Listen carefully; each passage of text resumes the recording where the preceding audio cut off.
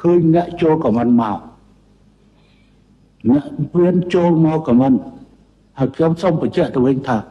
khang thay ban triêm riệp trong yuan ho chẳng bằng hơi ta Campuchia triêm hay đâu trong sông phải chạy từ lo từ anh thà Campuchia chia bị xe đây châu sen có cho bằng nặng ở pi yết sa sạc riêng trong tập yuan ho Americ Việt Nam can buông đánh banh tại thư trong ọt bản đi trong có tập mà chưa lưu cầm lăng Parawut Campuchia trongฐានៈជានាយករដ្ឋមន្ត្រីពេលនោះយើងមានមិត្ត21ប៊ីរាប់សិបគ្រឿងប៉ុន្តែយើងមិនដែលយកមិត្តទៅវាយកន្លែងណាមួយទេ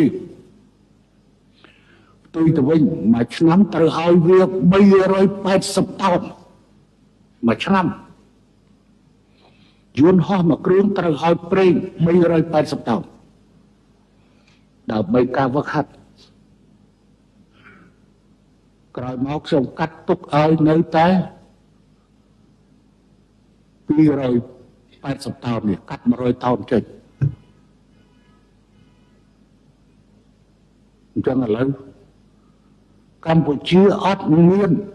ប្រើយន្តហោះសម្រាប់ការច្បាំងនឹងវាប៉ុន្តែកម្ពុជាមានសំណាញ់មេឃប៉ុន្តែពួកអាល្ងងមួយចំនួនវាអត់ស្គាល់សំណាញ់មេឃស្អីទេវាថាស្អីធ្វើសំណាញ់មេឃក្របទៅពីក្រោមទៅយន្តហោះកាលណាឲ្យហោះពីលើខ្ពស់ឲ្យធ្វើអីឲ្យអត់បាត់ទេប៉ុន្តែចង់ធ្វើអីហ្នឹងឯងត្រូវតែដាំក្បាលចុះពេលដែលដាំក្បាលចុះអានឹងទៅពីខាងក្រោមរាប់ពាន់រាប់ម៉ឺនគ្រាប់រាប់សែនគ្រាប់ងាយអីមិនត្រូវខ្លះអញ្ចឹងបានសង្គ្រាមទោដែនអត់ដែលប្រើយន្តហោះមកវាយទេគាត់តែជំរាបជូនហើយឥឡូវនេះកម្ពុជាមានប្រភេទការពារអាកាសយ៉ាងល្អប្រសើរតែយើងអាចសាកល្បងបាញ់40គីឡូទៅម្ខាងយើងអាចបាច់ទៅរួចប៉ុន្តែខ្ញុំគិតថាប្រភេទអស់ទាំងនេះមិនចាំបាច់ទេអញ្ចឹងអ្នកចូលមកខមមិនថាខាងថៃបានរៀបចំយន្តហោះចម្បាំងហើយនេះក្រំតែជាពាក្យអស់យ៉ាលទេប៉ុន្តែបើសិនជារឿងពិតកម្ពុជាក៏សូមប្រាប់ទៅឡើងទៅវិញថាកម្ពុជាបានត្រៀមអាវុធបាញ់ហោះហើយតែប៉ុណ្ណឹងប្រាប់ទៅអ្នកដែលចូលខមមិនណាថាខាងថៃរៀបចំយន្តហោះហើយវាចង់ចម្បាំងហើយតែកម្ពុជារៀបចំហើយនៅ